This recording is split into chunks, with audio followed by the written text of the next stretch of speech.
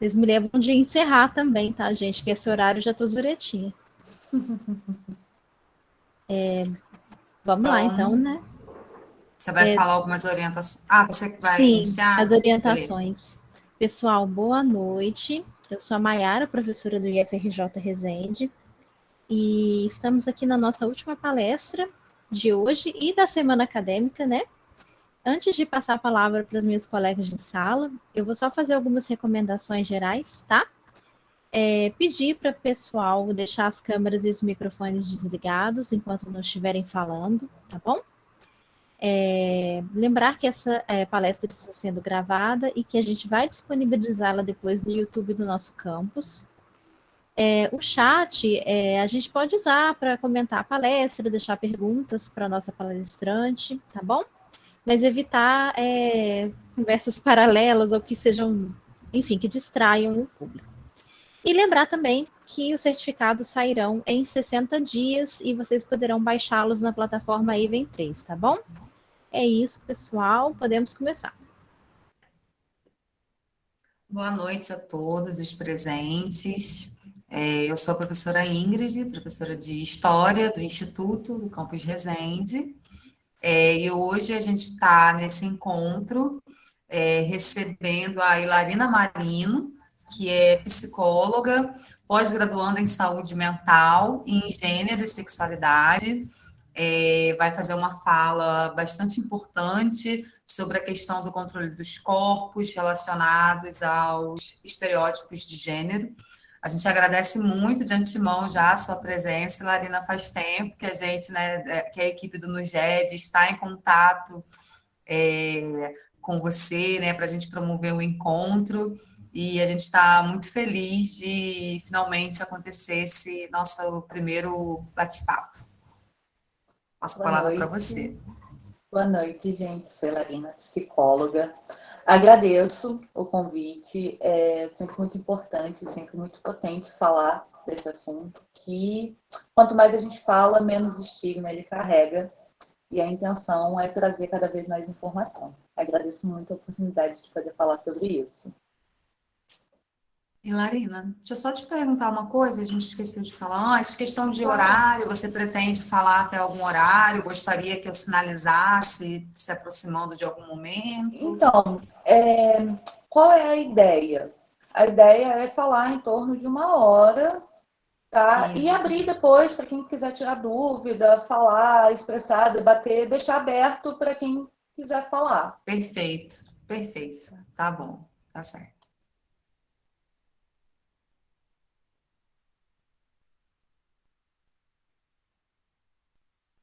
Tá projetando o slide? Porque para mim não está aparecendo. Uai, tá projetando sim. Tá. Então deixa eu olhar Pode minha ficar cola tranquilo. aqui. Deixa eu olhar minha cola aqui. Então, gente, boa noite. Eu vou falar de saúde mental, vou falar de vários conceitos, eu vou falar de muita coisa antes de falar propriamente de saúde mental, porque é um conceito muito amplo, ao contrário do que as pessoas acham. Então, o que é saúde mental? De acordo com o Conselho Regional de Psicologia de São Paulo, saúde mental pode ser definida assim: saúde mental é a capacidade de tomar decisões em relação à própria vida, a capacidade de se organizar interiormente e organizar o que está em volta. Saúde mental envolve acesso à moradia digna, educação de qualidade, a participação política e escolha de caminho de vida. Uma sociedade tremendamente desigual desequilibra a saúde mental de muita gente. Uma sociedade injusta com os mais pobres provoca sofrimentos psíquicos. Muito difícil falar de saúde mental com a barriga vazia. Muito difícil falar de saúde mental quando você não tem segurança alimentar, quando você não tem um teto para morar, quando você não tem a segurança de existir como você é. Existe muita coisa anterior à saúde mental para a gente chegar na saúde mental. Uma sociedade que discrimina pessoas por sua raça, origem geográfica e renda não é uma sociedade com boa saúde mental. Uma sociedade violenta com mulheres, crianças e idosos faz mal ao equilíbrio mental. Saúde mental é um conceito biopsicossocial que engloba todas as esferas da vida, desde segurança alimentar e habitacional até o direito de existir com segurança. E aí, Existe uma falácia muito comum, inclusive dentro da minha área, dentro da psicologia, de que a terapia faz milagre, vai fazer terapia. Todo mundo tem que fazer terapia. O que é positivo até certo ponto. Terapia é positivo. Todo mundo deveria ter acesso à terapia. Só que você resumir a resolução das questões de saúde mental num contexto como o nosso, a terapia é muito simplista, sabe? Porque existe muita coisa que vem antes para a gente conseguir chegar no, bom, a terapia agora vai me ajudar. A psicologia ela pode ser e ela é ferramenta de mudança, mas ela é um dos pilares para essa mudança. Ela sozinha, no processo terapêutico, no processo clínico, ela não vai dar conta de resolver todas essas questões. Quando a gente fala de saúde mental, a gente fala sobretudo de segurança. Como que você vai ser mentalmente saudável numa sociedade que não te aceita como você é? Numa sociedade em que existir como você é uma ameaça para a sua vida. Quando você expressar o seu amor, a sua forma de afeto, é uma ameaça. Então, a gente falar de saúde mental num contexto desse, só de saúde mental, achando que saúde mental é sentar num setting terapêutico, falar sobre as suas demandas, ou ir ao psiquiatra, pegar uma receita azul e sair medicado, é lidar com saúde mental, não só é simplista, como é perigoso, é falacioso, porque a gente deixa de olhar para todo um contexto que pode, de fato, interferir e que interfere muito mais na saúde mental. Se você pegar a população LGBTQIA+, a maioria das questões dessas pessoas que demandam acompanhamento psiquiátrico, psicológico, não são demandas próprias. São demandas que vêm da sociedade, que vêm do preconceito, que vêm da exclusão, que vêm da segregação.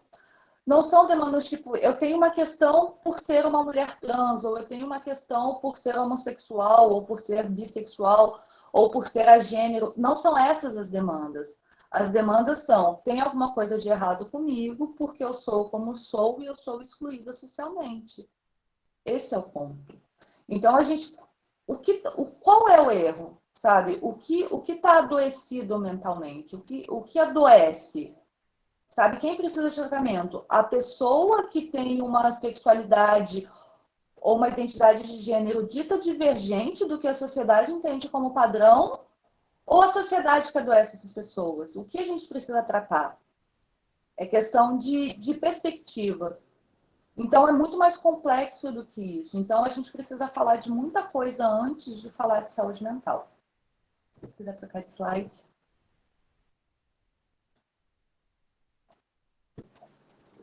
Eu vou falar um pouquinho da patologização das identidades de gênero e das orientações.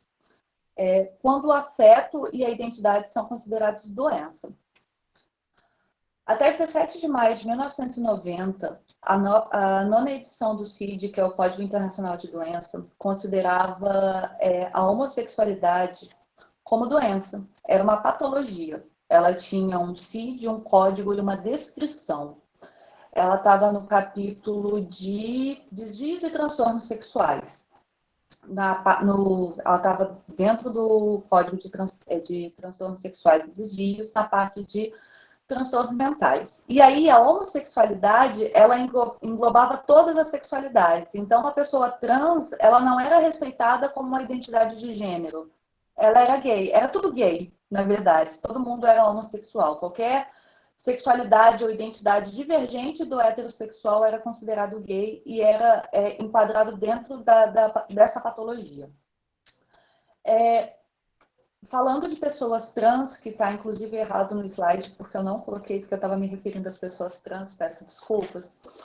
Somente agora no CID-11, que foi aprovado pela OMS em 2018, foi apresentado na Assembleia Mundial de Saúde em 2019 e passa a valer oficialmente em 1º de janeiro de 2022, que o transtorno foi retirado da categoria de saúde mental,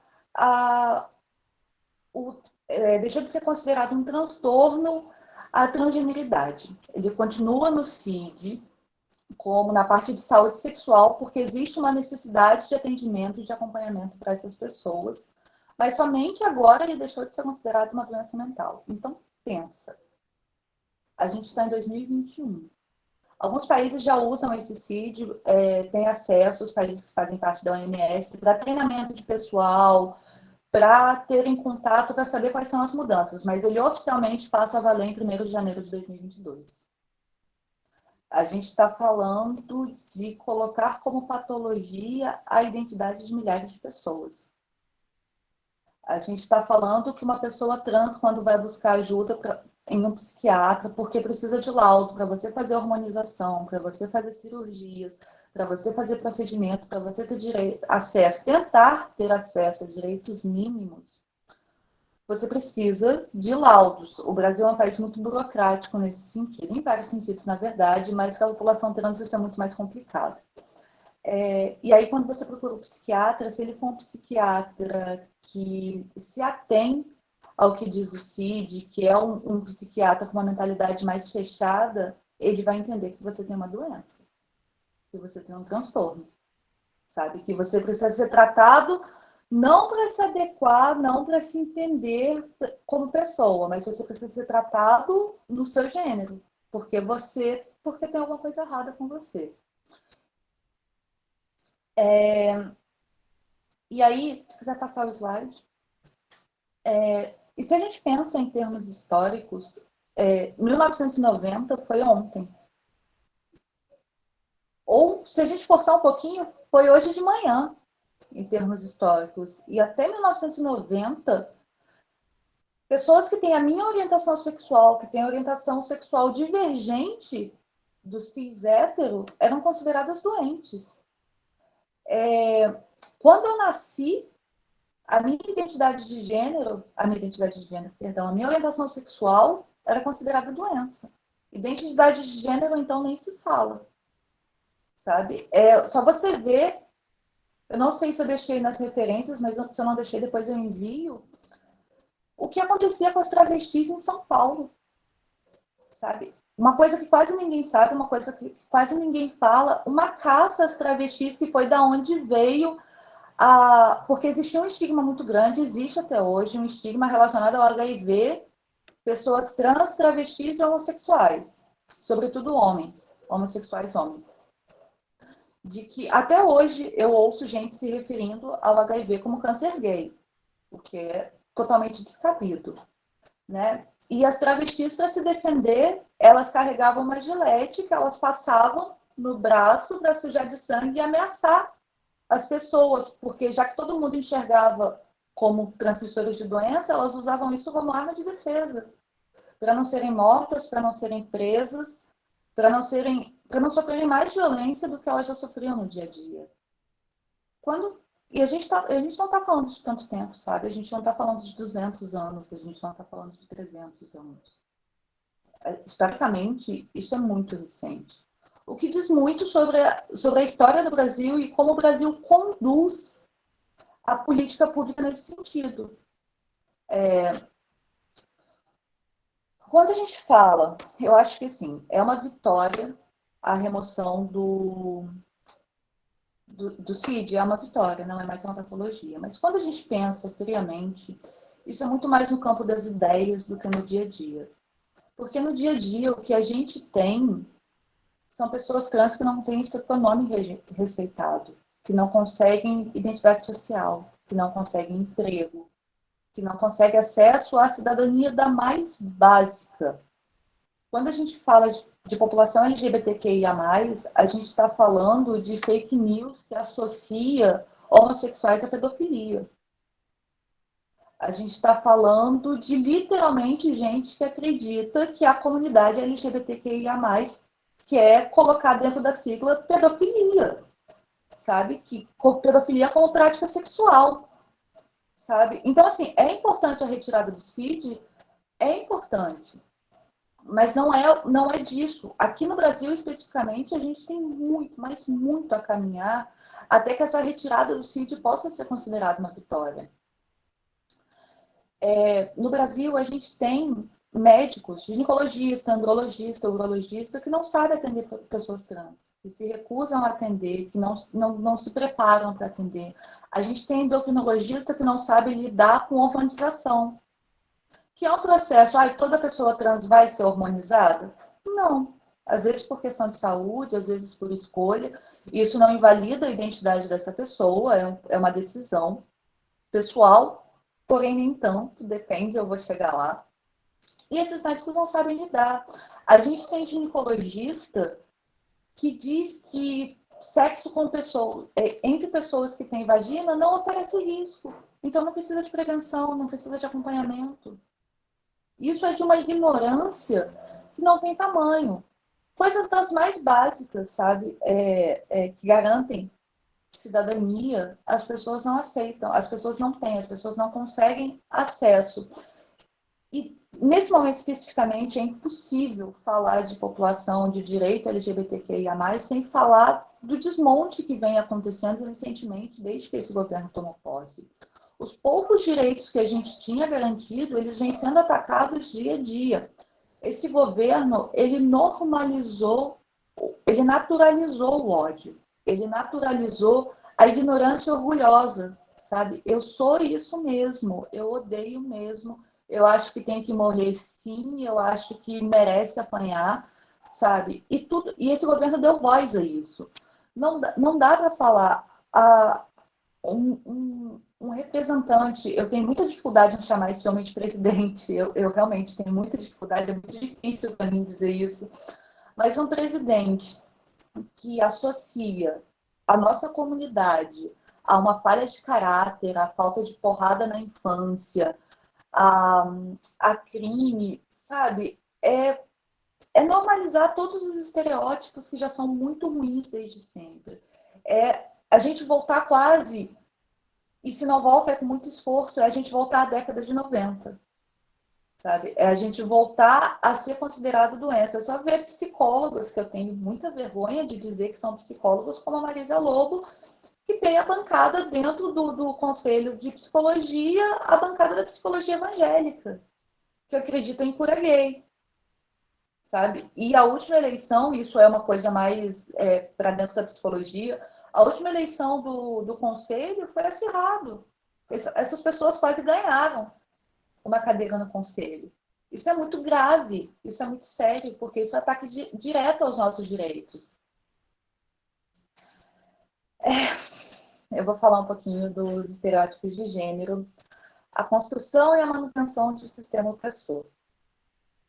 O que são papéis de gênero? Para começar, é bom esclarecer que o conceito de gênero e o conceito de sexo, o que são cada um. Sexo diz respeito ao conteúdo cromossômico do indivíduo e o tipo de aparelho reprodutor dela resultante, não tendo que estar conforme o gênero e não sendo marcador de identidade. Uma pessoa com vagina pode ser um homem, uma pessoa com pênis pode ser uma mulher, ou nenhum dos dois. Então, são coisas diferentes, porque o gênero, como a gente entende, é a construção social. Se você pegar uma criança que acabou de nascer e largá-la, o que será que ela vai ser? Será que ela vai ser alguma coisa? Será que ela vai crescer com essa noção do homem e do mulher? Porque são noções que existem dentro da nossa sociedade e que variam de sociedade para sociedade. A gente tem muito arraigado essa ideia de que o que a gente conhece é tudo que existe, quando na verdade não é.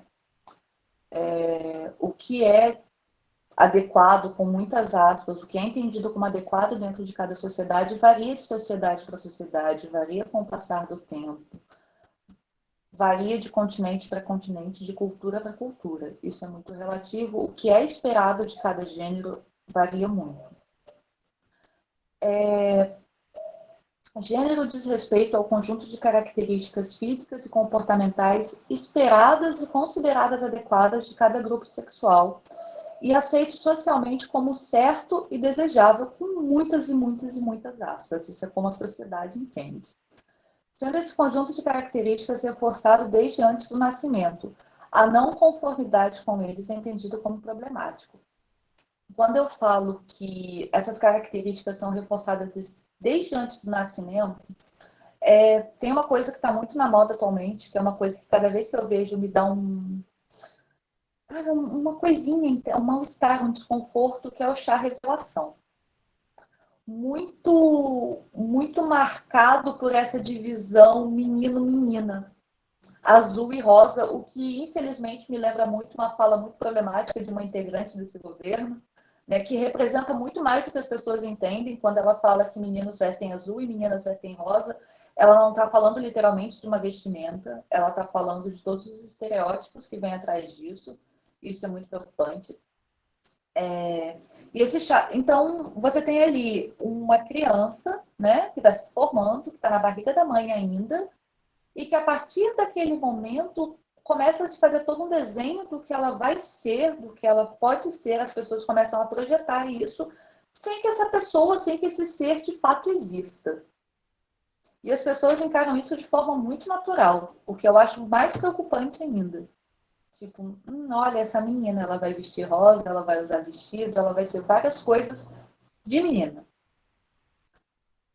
Tem uma imagem, eu acho, no próximo slide, que fala da diferença entre orientação sexual e identidade de gênero. Não, essa eu acho que é a do... essa é a da orientação sexual e identidade de gênero. Que mostra, deixa bem marcadinha as diferenças, né? O que vem da cabeça, o aparelho reprodutor, que são coisas distintas e que elas não precisam ser conformes. Quando elas são conformes, nós dizemos que essa pessoa é uma pessoa cis, que é de conforme mesmo. E a gente começou a usar essa designação por quê? Porque antes a gente usava a pessoa trans, a gente usa a pessoa trans para dizer da pessoa que não é conforme com o gênero que ela foi designada ao nascer. E aí convencionou-se que o contrário de trans era normal. Mas tem alguma coisa errada aí. Porque se você fala que um é normal e o outro não é, você está tornando uma patologia, uma doença anormal. Então aí a gente passou a usar cis para as pessoas que são conformes, a cabeça e o órgão reprodutor são conformes, e trans para as pessoas que não são conformes. Ela tem um órgão reprodutor, um aparelho reprodutor, os cromossomos, mas ela é outra coisa que não aquilo que foi designado ao nascer. De forma mais objetiva, pode trocar.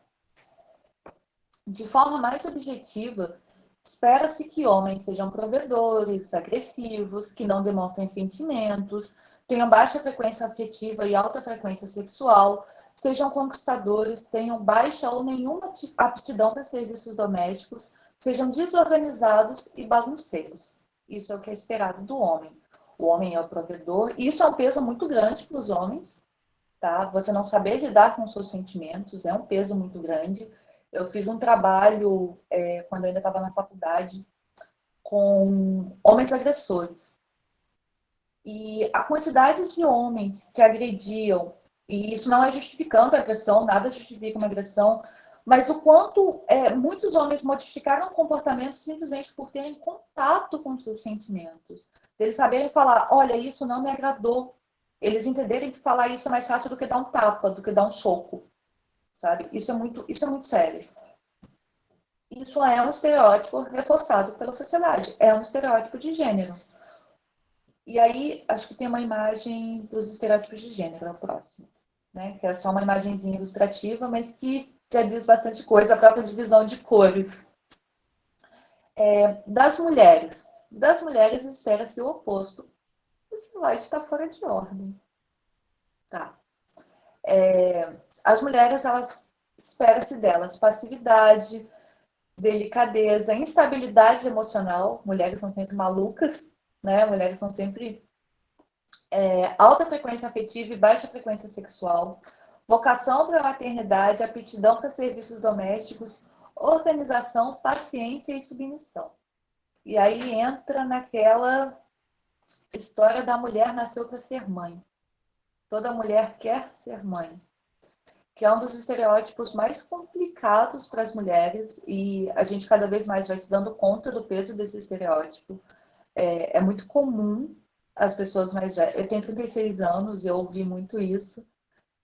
Até recentemente eu ainda era cobrada quando o Stefano teria um irmão. Meu filho tem 16 anos e ele não vai ter um irmão. E esse peso é todo da mulher, porque a mulher precisa ser mãe. E aí, por que isso é um problema? Porque o estereótipo por si só ele já é problemático. Todo estereótipo é problemático porque ele reforça preconceito e limita as pessoas àquilo que o estereótipo espera delas. Né? Quando você tem um estereótipo, você tem um rótulo e você coloca na testa daquela pessoa que ela é isso ou aquilo porque criou-se um estereótipo em torno disso. Quando se trata de gênero e sexualidade, os estereótipos são ainda mais prejudiciais, porque eles são usados como justificativa para abuso, para violência, para discriminação, para privar grupos de oportunidade. Sabe? Você olha para um grupo e fala, é isso, então não. Sabe? Você olha para um gay afeminado, que é uma parte da população LGBTQIA+, que sofre muito preconceito, porque tudo bem ser viado, mas não precisa ser mulherzinha. E essa frase ela tem um peso de machismo e de homofobia tão grande que é até difícil de explicar, porque essa frase ela concentra tantos preconceitos numa frase tão curta que é até difícil reproduzir. Eu tenho pavor dessa frase. E aí você julga por aquilo, e a pessoa se resume a isso.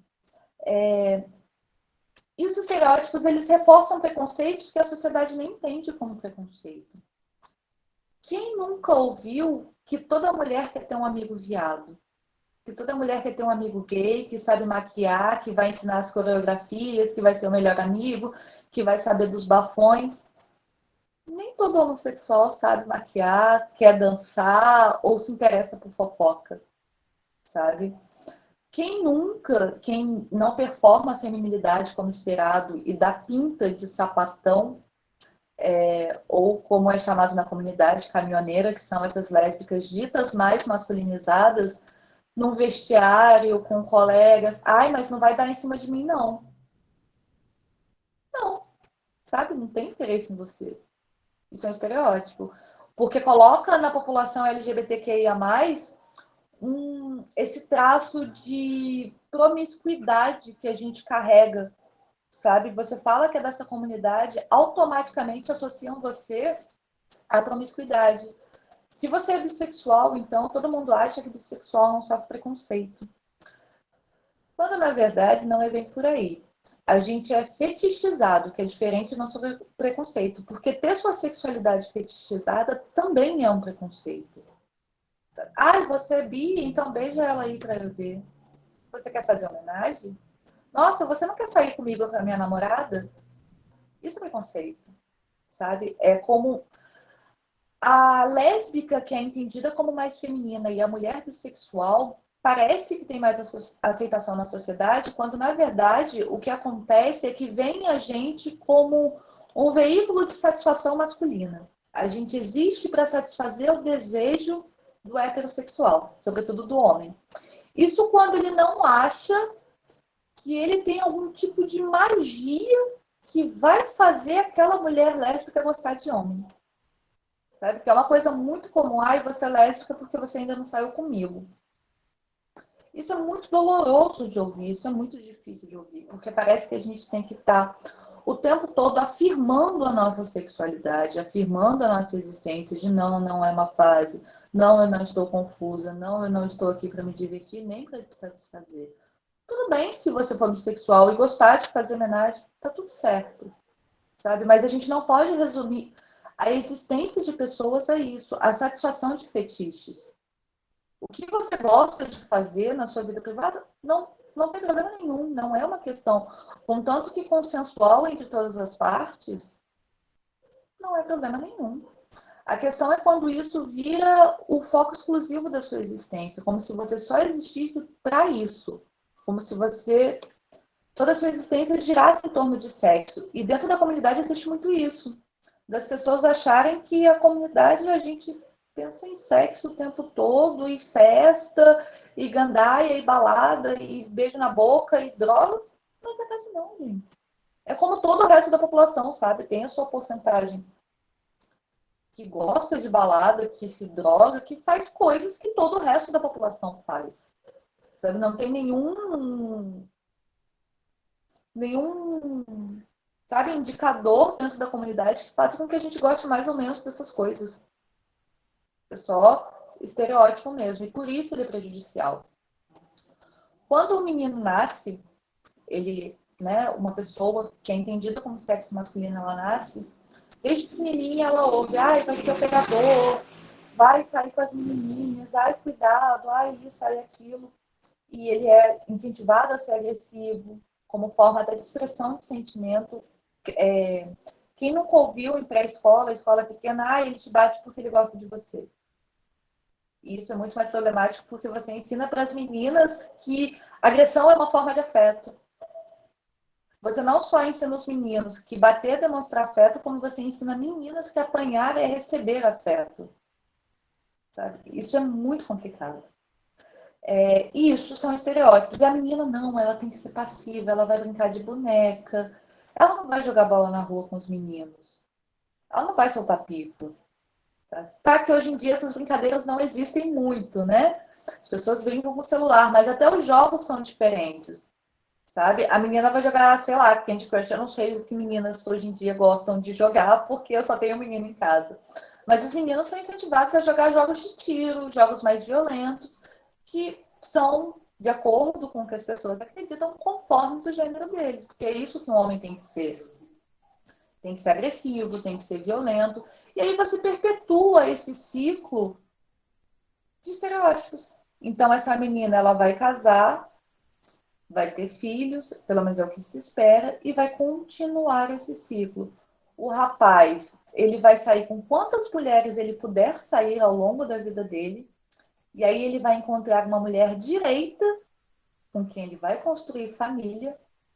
E essa mulher direita ela tem que ser monogâmica, porque a monogamia na nossa sociedade também é uma premissa que pesa para a mulher, porque o homem ele é monogâmico só no papel. O homem é socialmente aceito que ele traia.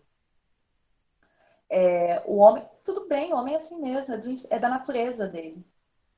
Quando, na verdade, não existe nenhum marcador que faz com que homens ou mulheres traiam mais ou menos.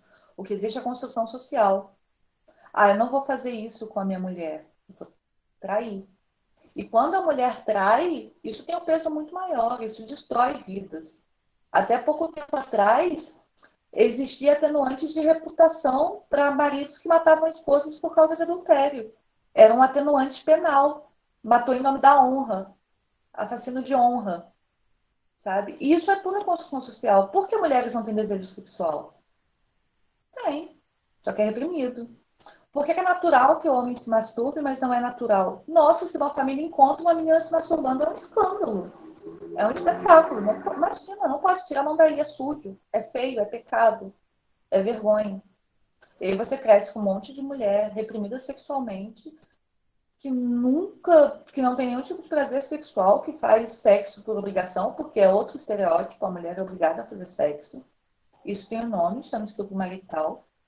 Não é natural você fazer sexo se você não tiver vontade. Sabe? Não é natural que você faça nada que você não tenha vontade, na verdade, né? Mas dentro de um casamento existe, dentro de uma relação existe estupro, sim, infelizmente. As pessoas só não têm conhecimento disso. E aí eu acho que agora esse slide com dados sobre violência contra pessoas LGBTQIA+, só que eu não estou conseguindo ver os slides, então eu não vou poder ler os dados da violência. Eu não estou com cola aqui, a minha cola é outra, só para não me perder muito, falar demais. E aí, uma sociedade baseada em... Acho que agora é o próximo slide.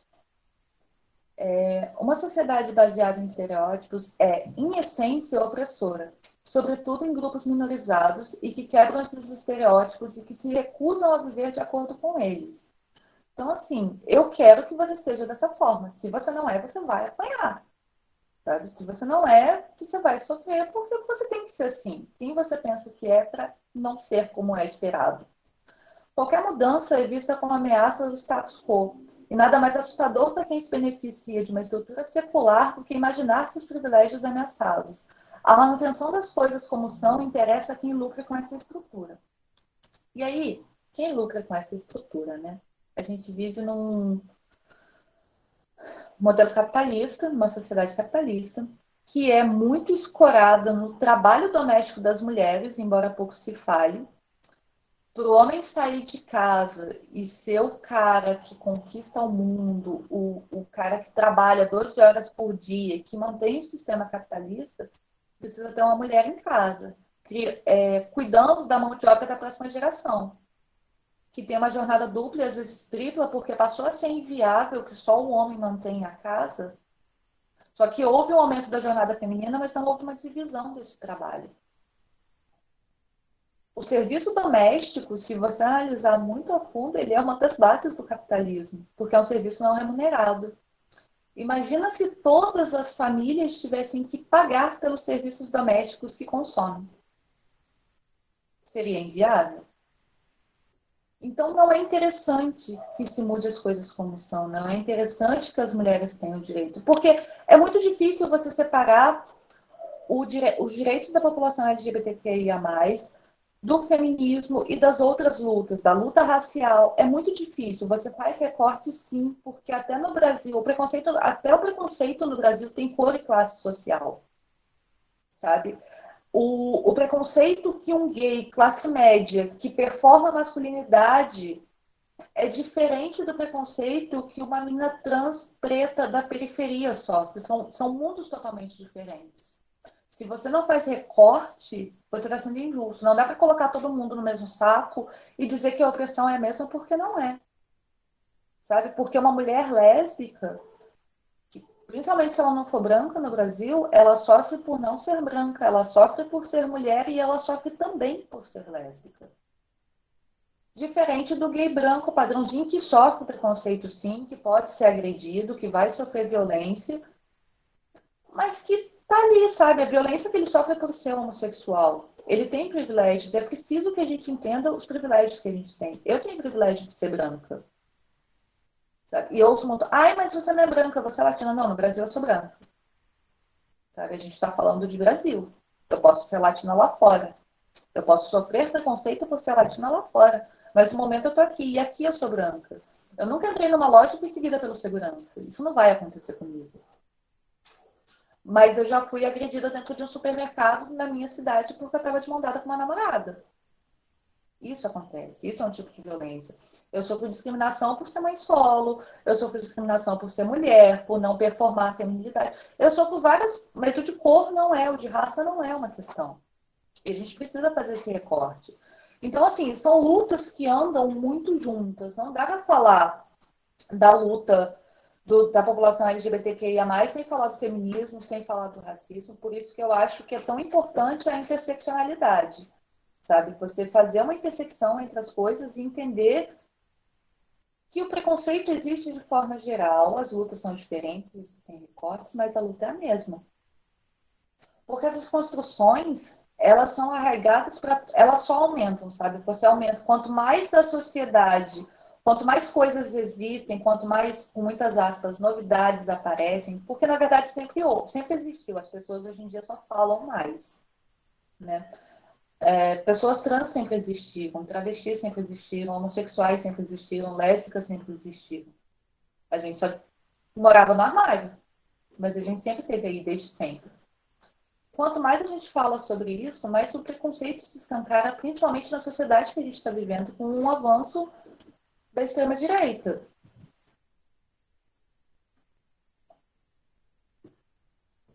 E aí eu acho que é o próximo slide que fala de estereótipo de gênero, é isso? Performance de gênero. Isso. Não podemos falar de estereótipos de gênero sem falar em performance de gênero. Mas o que é isso? Performar um gênero é agir de acordo com o que é esperado para aquele gênero. Homens são isso, mulheres são aquilo. São construções tão arraigadas socialmente que alcançam até pessoas não cis. É comum, inclusive, dentro da própria comunidade LGBTQIA+, pessoas se submetendo a procedimentos estéticos, cirurgias e procedimentos invasivos para ter passabilidade. Mas por quê? Que é um termo que eu vou falar depois, que eu detesto esse termo, mas que é um termo bem comum, principalmente de pessoas trans e travestis. No caso das pessoas trans, isso é, além de uma demanda social, questão de sobrevivência. Ainda somos o país que mais mata pessoas trans e travestis no mundo. Então, não parecer trans pode ser a diferença entre vida e morte. Pessoas queer gênero fluido, trans não binários, agêneros e qualquer que seja a denominação adotada, não performam esses estereótipos. Podem se expressar de forma entendida como masculina ou feminina, ou ambos, ou nenhuma delas. Podem adotar qualquer pronome ou pronome neutro. Podem ser tão diversos quanto a própria natureza humana.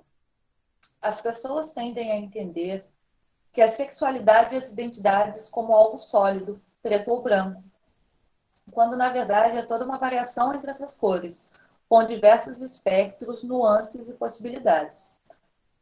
O que acontece é que qualquer identidade que fuja do padrão homem, mulher, hétero, homossexual é invisibilizada. Gays e lésbicas sofrem violência, mas alcançaram alguma voz. A gente ainda consegue ser ouvido.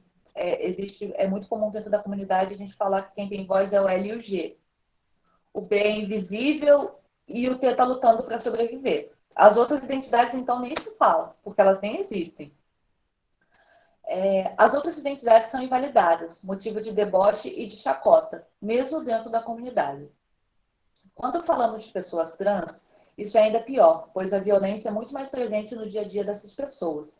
Seja pela violência física direta, falta de oportunidade de emprego, evasão escolar, entre tantas outras violências sofridas por essa população específica. E aí, eu vou falar da passabilidade, que foi o termo que eu usei lá em cima, antes de fechar com, acho que é o último slide, que é o seguinte: passabilidade é uma mulher trans. Uma mulher trans parecer uma mulher cis.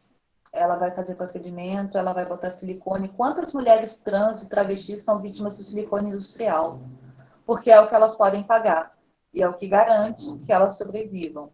Fazem cirurgia, raspagem do pomo de Adão, procedimento estético no rosto, cirurgias invasivas, hormonização feita de qualquer forma, sem acompanhamento. Não vou nem falar de cirurgia de reafirmação de gênero, porque no Brasil isso é quase inexistente para quem não pode pagar. A última vez que eu procurei saber, a fila de espera era em torno de 20 anos. Para você conseguir fazer uma cirurgia. 20 anos. Com os laudos, com os papéis, com tudo. 20 anos. No Brasil quase não se faz cirurgia de reafirmação. E acontece que, assim, para algumas pessoas não vão ter disforia. Algumas pessoas trans não vão ter disforia de gênero. Tá tudo bem. Mas algumas pessoas têm. Algumas pessoas têm e precisam disso, porque elas estão em depressão profunda, elas vão tentar suicídio porque elas não conseguem conviver com aquilo. É uma necessidade de saúde. Quando você pode pagar um plano de saúde, eu tenho uma amiga próxima que fez essa cirurgia, depois de 5 anos com plano de saúde na justiça, foi parar no Supremo em Brasília para ela conseguir que o plano pagasse essa cirurgia. Porque é uma questão de saúde, não é uma questão estética. É uma questão de saúde, é uma questão de saúde mental.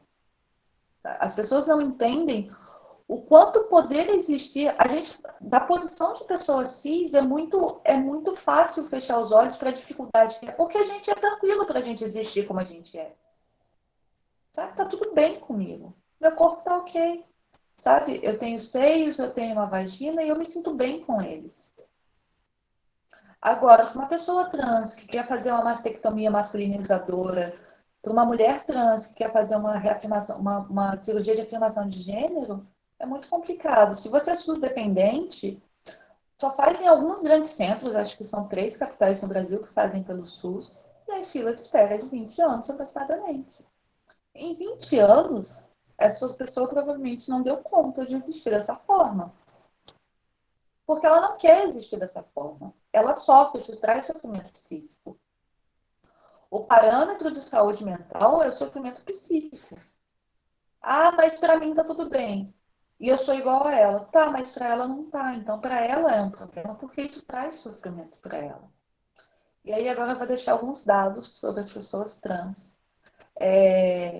Essa parte é sempre muito difícil para mim, porque eu vou ver esses dados 1000 vezes na minha vida e eu nunca vou me conformar com eles. E eu acho que ninguém tem que se conformar mesmo, porque não é para se conformar. É um absurdo o que a gente vive no Brasil. E não sou uma pessoa trans, mas não tem como fechar os olhos para isso. A expectativa de vida de uma pessoa trans no Brasil é de 35 anos. A taxa de evasão escolar entre a população trans é de 82%. Estima-se que entre 42% e 46% das pessoas trans já tentaram suicídio em algum momento da vida, contra 4,6% da população geral. A fonte de renda de cerca de 90% da população trans é a prostituição. A cada 10 assassinatos de pessoas trans no mundo, 4 são no Brasil. Apenas no primeiro semestre de 2021, 80 pessoas trans foram assassinadas. O Brasil é o país que mais consome pornografia trans no mundo, o que diz muito sobre a nossa sociedade. E aí você pode perguntar, tá, mas você falou de dados, você falou do que é estereótipo de gênero, de conceito de sexualidade, o que isso tem a ver com saúde mental? Pois é, tudo isso tem a ver com saúde mental. É impossível falar de saúde mental sem falar de acesso a direitos básicos, sem falar a respeito de identidade, sem falar de existir, sabe? Do simples direito de existir. É muito bom procurar ajuda. A gente precisa de terapia, sim. É bom que a gente procure acompanhamento, é bom que a gente procure aconselhamento, a gente procure ajuda quando precisa. Mas só isso não vai resolver essas questões, sabe? Foi aquilo que eu falei lá no começo. Resolver a minha questão individual não vai resolver uma questão que é social. Há uma infinidade de direitos e conquistas que a gente precisa antes de falar da saúde mental propriamente dita, porque todas essas coisas são saúde mental. Você olhando de uma forma mais ampla, sem essas coisas, você pode dar um psicólogo para cada pessoa LGBTQIA+ no Brasil e você ainda vai ter problemas de saúde mental nessa população. Porque o problema é muito mais de fora para elas, da sociedade para elas, do que o contrário. Se essas pessoas puderem existir como elas são, eu tenho certeza, eu vou chutar esse dado, mas eu tenho certeza que pelo menos 80% das demandas delas não vão existir. Os índices absurdos de depressão e de suicídio entre essa população vão diminuir se elas tiverem liberdade de existir. Sabe? Fazer terapia é muito importante, mas não vai fazer milagre. Tem muita coisa antes disso. Muita coisa. E se alguém quiser fazer alguma pergunta, comentar alguma coisa. Tem um vídeo que eu acho que a gente não passou, né? Falando da violência, acho que a gente pode passar agora. Eu esqueci totalmente do vídeo. Não quis te interromper para lembrar, vou colocar ele aqui. Esqueci totalmente.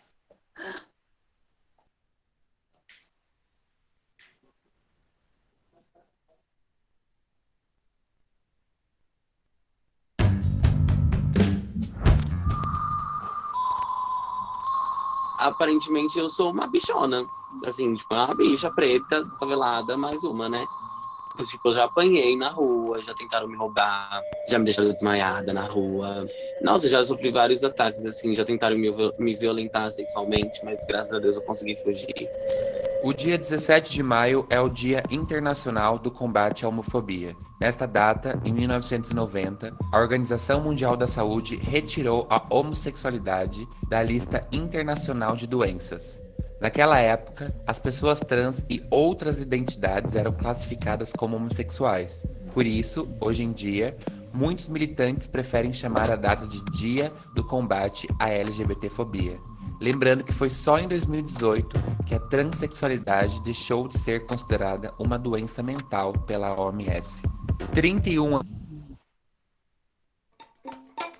Hi, Daddy. Hi, sweetie. How do I look? Shall we go in, everybody? Mom. anos depois, o Brasil vive um contrassenso. Ao mesmo tempo em que direitos como o casamento homoafetivo, adoção de crianças por casais LGBTs e a criminalização da LGBTfobia foram garantidos pelo Supremo Tribunal Federal, o país possui números assustadores de violência contra essa população. Em 2019, 329 pessoas LGBTs foram assassinadas no país, quase uma morte por dia. Já em 2020, 175 pessoas trans foram mortas, vítimas da LGBTfobia. O número tornou o Brasil o país que mais mata pessoas trans no mundo. O Brasil é um país LGBTI-fóbico quando ele não reconhece que há crimes direcionados à comunidade LGBTI e que são crimes de ódio que precisam ser enfrentados. Os dados são alarmantes e a gente já vem, desde o ano passado, alertando a comunidade LGBTI de que talvez nós estejamos enfrentando um dos piores momentos em relação à violência, em relação à possibilidade de retrocesso e acirramento deste processo LGBTI-fóbico junto à nossa comunidade. O Brasil é super um país LGBT-fóbico, sim. Sim, eu senti na pele. Acho que ainda a gente é um país que vive muito atrasado na questão a respeito e livre-arbítrio, sabe? As pessoas ainda não entendem o que é isso. Ao mesmo tempo em que pautas LGBTs foram ganhando espaço na mídia, o Brasil elegeu para presidente em 2018 Jair Bolsonaro, um ex-militar e ex-deputado que ficou conhecido por suas frases preconceituosas.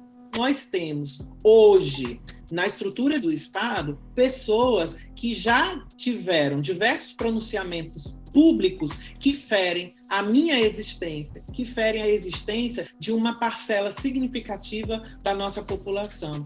Agora, gostar de homossexual? Vai lá, ninguém gosta, ok? Ninguém gosta, a gente suporta. Você de casa contrataria um motorista gay para levar seu filho na escola? A cara de homossexual é terrível, mas nem por isso te acusa de homossexual. Isso não é coisa de homem, pô. Tem que deixar de ser um país de maricas. Porque no meu tempo não existia essa quantidade enorme de homossexuais como temos hoje em dia. Homossexualismo, direito, vai queimar tua rosquinha quando tu bem entender, porra! Passou a ser qualidade agora, tá vendo? Certeza. Petro, não. Claro. Na sociedade em geral, a eleição de Bolsonaro certamente fez muitas pessoas se sentirem legitimadas a expressar seus preconceitos, suas discriminações, porque é o que ele expressou em toda a sua vida parlamentar. Isso é fato notório. Nós temos um governo que escolheu a LGBTI-fobia, o racismo e outras formas de opressão como ferramentas de atuação. Então, sim, as declarações públicas deliberadamente LGBTI-fóbicas contra essa falaciosa narrativa de uma suposta ideologia de gênero, de fato, acabam não apenas criando um ambiente que é LGBTI-fóbico, que é mais propício para ter violência, mas direcionando este alvo, né? Os ataques não são isolados. Na última semana, o Tribunal de Justiça de São Paulo inocentou o apresentador Siqueira Júnior por dizer que gays são uma raça desgraçada. Em Niterói, a vereadora Beni Brioli, do PSOL, a primeira mulher trans a ser eleita na cidade, decidiu deixar o país após receber ameaças de morte. Uma exposição que trazia imagens de pessoas LGBTs foi censurada no Pará. Projetos proibindo a publicidade com LGBTs se espalharam pelas assembleias legislativas de vários estados, sem falar, é claro, das mortes que ocorrem todos os dias e não ganham visibilidade na imprensa. Toda minoria e grupo vulnerável, quando consegue aprovar uma lei antidiscriminatória, ela tem uma dificuldade de punir a pessoa que pratica a opressão, por essas resistências estruturais do judiciário, que considerou como liberdade de expressão você chamar pessoas trans de, aspas, raça desgraçada, mas esse caso exemplifica um pouco isso. Então a gente tem que continuar no curto, médio e longo prazo, recorrendo, repudiando, tem que fazer pressão também política para o judiciário perceber que esse tipo de decisão é intolerável.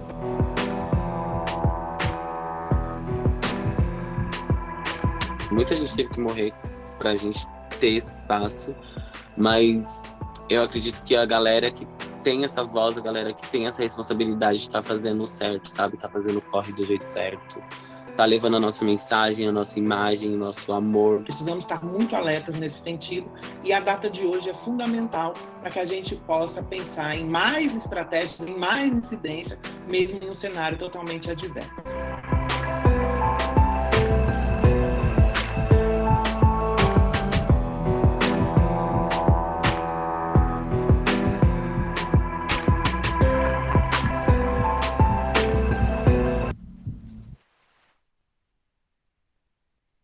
É isso, esse vídeo eu ia colocar no meio, mas eu acabei me empolgando, me perdi. Mas se alguém quiser fazer algum comentário, fazer alguma pergunta.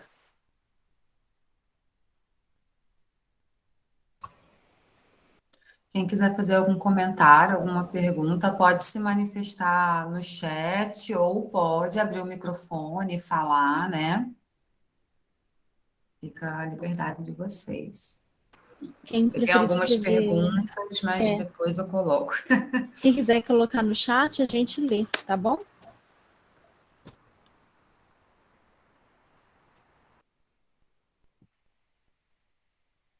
Muitas manifestações interessantes no chat, né? A Esther, né, lembrou no momento do vídeo, né, colocou Ordem e Progresso, esse lema nacional, e aí o John depois veio, né, Desordem e Retrocesso, talvez seja um pouco mais realista, né, sobretudo do momento que a gente está vivendo. Bem mais atual, né? Bem mais condizente com a nossa realidade. Acho que Desordem e Progresso é condizente com o Brasil desde que a bandeira nacional foi fundada lá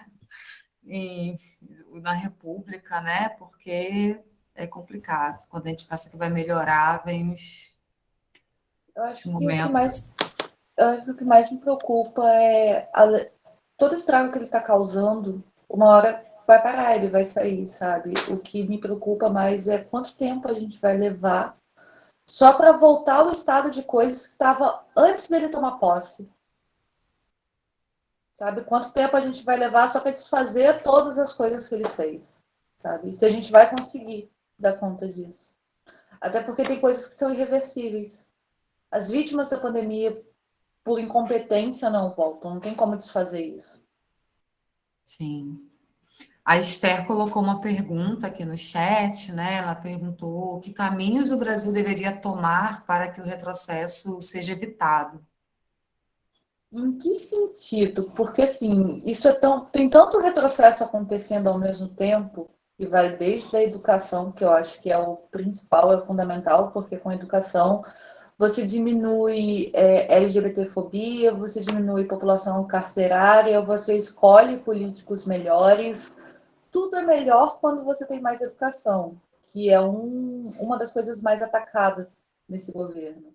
Um governo autoritário, ele teme a educação.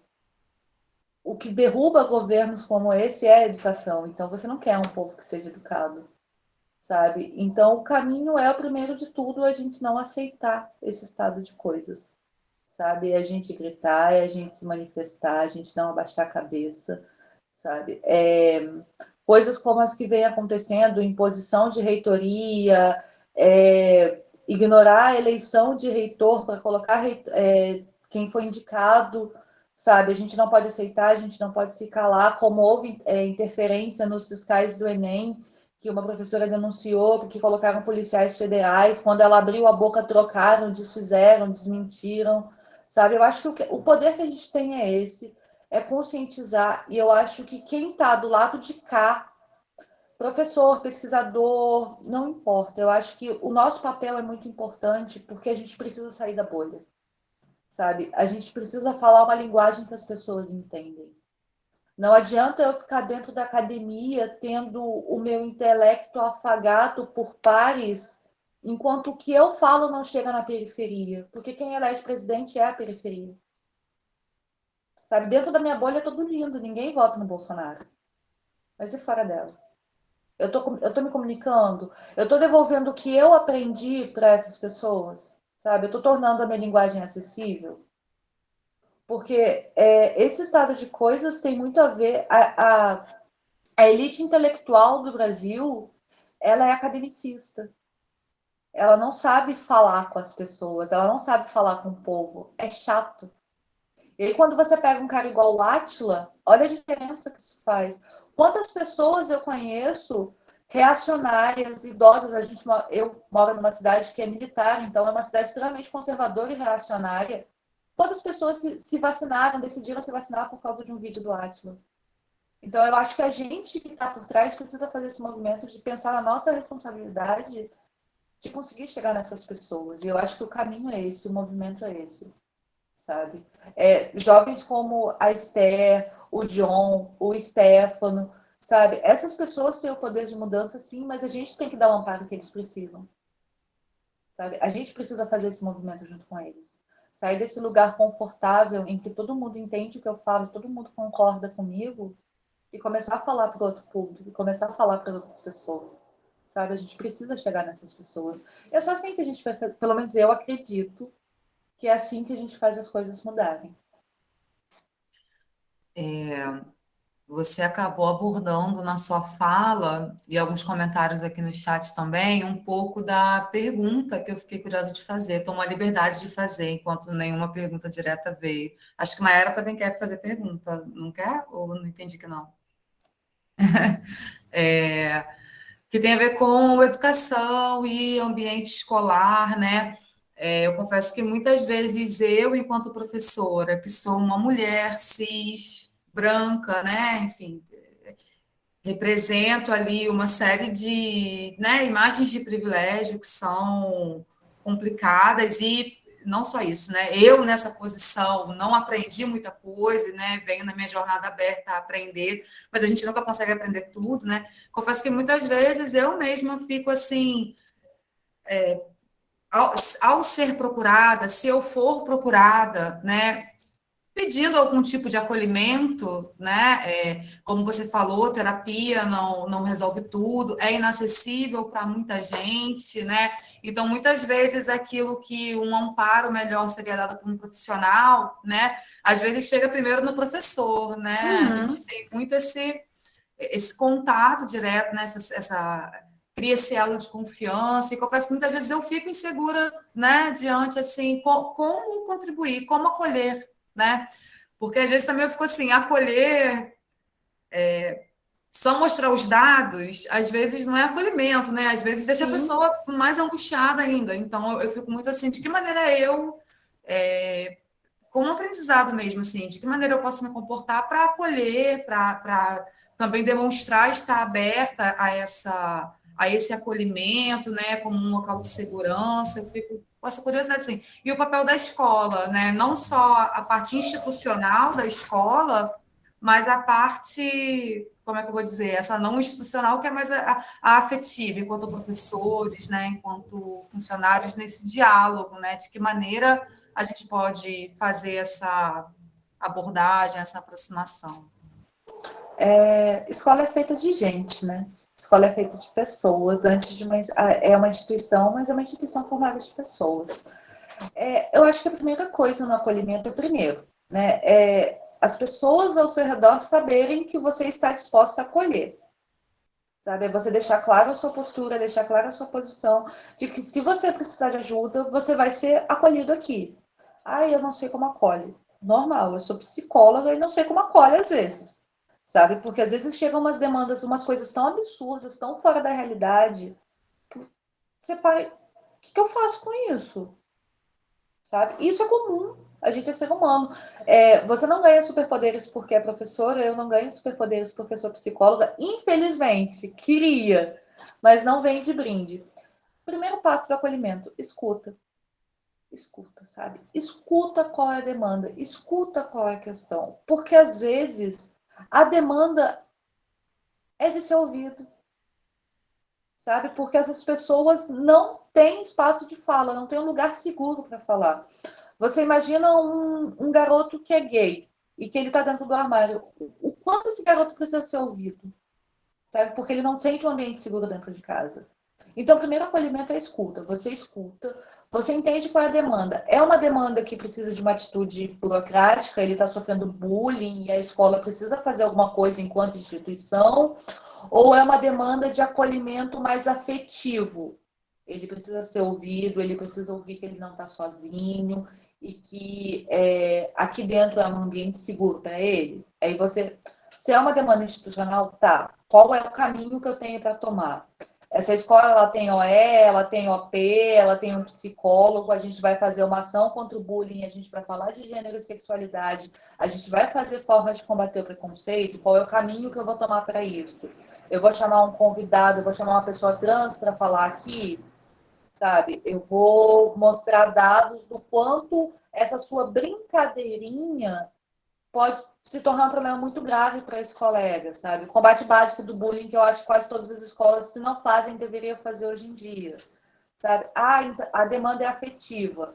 Tá, eu consigo. Essa escola ela tem um sistema de apoio, infelizmente não é uma realidade nas escolas públicas, ter um psicólogo que acolha, né? Eu já vi coisas aberrantes, como um aluno que procura um psicólogo para falar sobre sexualidade, e esse psicólogo conversar com os pais desse aluno. Isso, em algumas situações, pode significar um adolescente expulso de casa. Então, saber onde você está, saber a estrutura que você tem, saber as pessoas com quem você trabalha e fazer o possível para esse acolhimento afetivo. Porque, infelizmente, enquanto instituição, isso é tudo que a gente consegue fazer. É pouco, é nada, mas é o que a gente consegue fazer. Eu não sei vocês, eu imagino que sim, acho que quase todo mundo que trabalha com educação passa por isso, que é fazer muito mais do que o devido nessas situações, a gente passa dos limites do que seria adequado ao nosso papel para conseguir dar conta dessa demanda. Não julgo, sabe? Isso acontece muito no meu dia a dia, porque não tem como não fazer isso, sabe? Porque você olha para aquela pessoa, ela tá tão sozinha, ela tá tão desesperada, que seria desumano não acolher naquele momento. E assim, é aquilo que eu falei, a gente realmente não sabe, não tem uma receita, sabe? Não tem um jeito certo de eu falar, ai, pega e faz isso, pega e faz aquilo. Mas se você escutar, você já fez mais do que a maioria das pessoas fazem. Você já deu mais espaço do que ela tem na maioria dos lugares.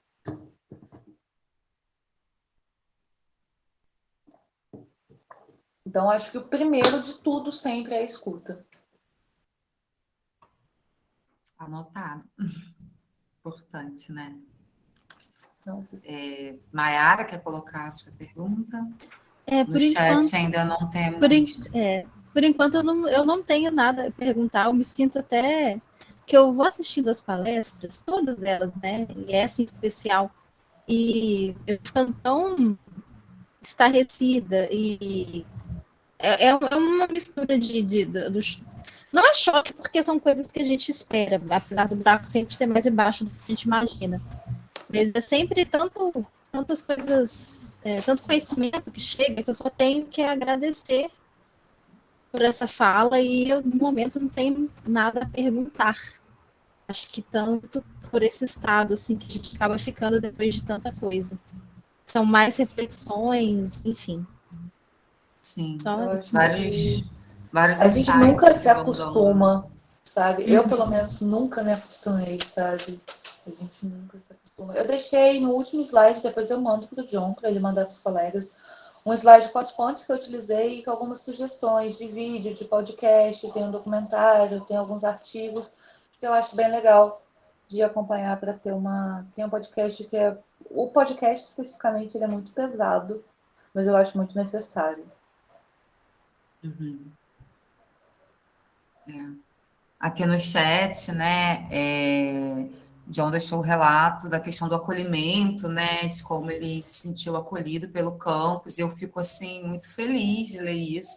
Sou nova no campus, né, mas me sinto muito feliz, porque na educação, pelas escolas que eu passei, já foram tantas situações de violência que eu vi, assim, a instituição aplicando em diferentes casos, né, desde a aluna de 13 anos grávida, que é anunciado no conselho, falando que é isso mesmo, é da vida, ela é assim, e não assim, peraí, vocês não estão noticiando que a menina foi estuprada, e, enfim, né, bastante assustador, além de, né, toda homofobia e transfobia também, né, então é muito triste que às vezes a escola seja mais um lugar de reforçar violências, né, e não um lugar de acolhimento. Alguém quer colocar mais alguma questão? Chegou uma aqui. De que forma você acha que as escolas poderiam ensinar e informar sobre identidade de gênero e sexualidade? Aí eu vou falar com uma pessoa que trabalha com educação no município e olha, é uma luta, viu? Porque para a escola poder informar sobre isso, as pessoas da escola precisam saber sobre isso. E a gente tem casos aqui em Resende de aluno trans de 14 anos que passou por 5 colégios porque nenhum colégio consegue acolher. Porque nenhum colégio, teve colégio, ele desenvolveu um problema urinário porque ele não podia usar o banheiro.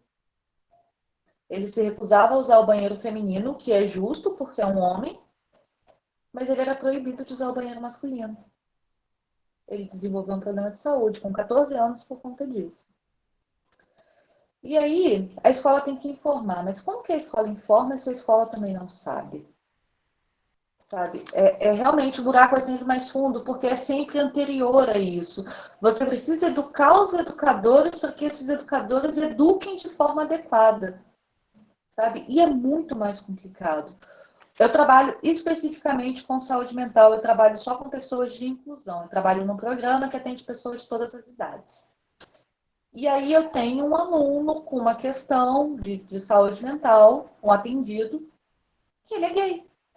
Ele sabe que é gay. Ele, quando ele está não medicado, ele aborda os homens. E a mãe dele fecha os olhos e diz que não está acontecendo. E a colega de trabalho diz que ele é sem vergonha. A gente está falando de uma pessoa com questão de saúde mental. Sabe? Uma pessoa que é interdita pela justiça, que não responde por si. E você ouve uma professora que trabalha nessa área dizendo que este atendido é sem vergonha. Então, olha o tamanho do buraco que a gente está. Sabe? É muito anterior. A escola precisa fazer o seu papel. Só que eu entendo que o FRJ é outro mundo dentro do ensino público, sabe? Por acompanhar já há alguns anos e pelo meu filho estudar, pelo que eu acompanho do meu filho, ele está concordando muito lá. Pelo que eu acompanho do meu filho e pelo que eu já acompanho o trabalho anterior, é outro mundo dentro da rede pública. Em termos de estrutura, de pessoal, de acolhimento, de informação, é outra coisa. Se você compara com o estadual e com o municipal, vocês estão, muito na frente, sabe? Muito na frente. O que também não é... Falta muita coisa, mas assim, vocês têm muito mais isso. Dentro das outras redes, isso é um trabalho que foi como eu disse, a gente pega, reúne os professores. Olha, fulaninho, você não pode falar assim, porque o fulano é dessa orientação. E aí você faz campanha, e aí você reúne os alunos. Os alunos são muito mais receptivos a essas informações do que os professores.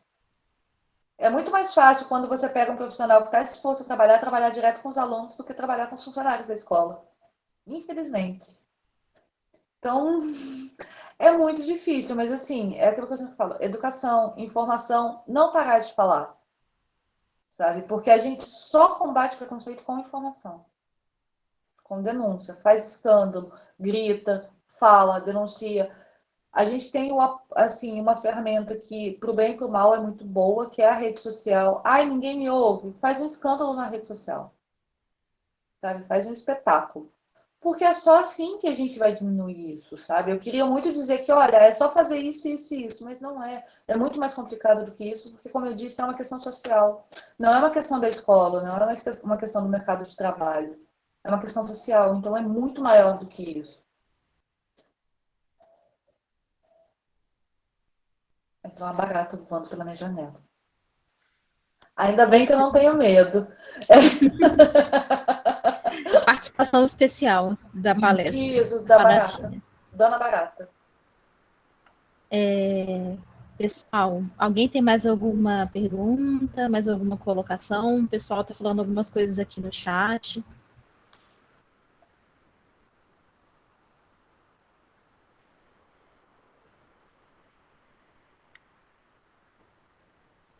Hein?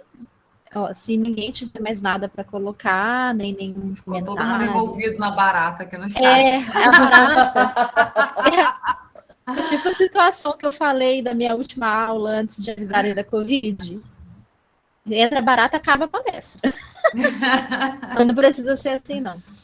Pessoal, alguém tem mais algum comentário? Pode ser elogios também, tá? Não precisa ser só perguntas, não. Verdade, John. Concordo. Terminamos a semana acadêmica com chave de ouro. Terminamos mesmo porque a outra palestra já terminou e nós ainda estamos aqui. Nós que estamos encerrando mesmo. Se fosse presencial, iríamos todos agora lanchar, comer, beber, não sei, né? Todos juntos, mas... Saudades de confraternizar com pessoas. Sim. Verdade. Se não tiver mais nenhuma pergunta, nenhum comentário, a gente está chegando perto do nosso teto também, acho que a gente pode encerrar. Infelizmente. Mas... Sim, e aí, encerrando, eu gostaria de agradecer, Larina, por essa fala tão importante, impactante para a gente. Tenho certeza que teremos outros encontros, né? O campus em geral e o Nugedes em específico, né, Mayara? A gente está sempre aí em contato, em diálogo com você, porque eu acho que você tem muito a ensinar para a gente, professores, alunos, comunidade escolar, enfim, tenho certeza que vai ser um diálogo muito bom e longo. A gente agradece. E agradece a todo mundo, né, que está aqui. Senão não teria sentido da gente estar aqui sem eles, né? É sempre muito enriquecedora, são assuntos que, além de me atravessarem como pessoa, são muito queridos para mim desde antes de eu me entender como uma pessoa que faz parte dessa comunidade. E, independente disso, eu acho que são assuntos que precisam ser falados, que precisam ser discutidos, que precisam ser debatidos. E eu estou sempre à disposição e é sempre um prazer falar sobre isso. Foi muito bom participar. Agradeço muito pelo convite e me coloco à disposição sempre que quiserem. Obrigada. Perfeito. É um prazer te conhecer, conversar com Igualmente. você. E obrigada a todo mundo que está aqui, que interagiu, né? O chat bombando. Obrigada por terem vindo. Até a próxima. Boa noite a todos. Obrigada, pessoal. Até a próxima. E declaro encerrada a 5ª Semana Acadêmica do Instituto Federal do Rio de Janeiro, Campus Resende. Mais um ano de sucesso. Muito bom. Boa noite. Vou encerrar a gravação. Boa noite, gente. Boa noite. Boa noite, gente.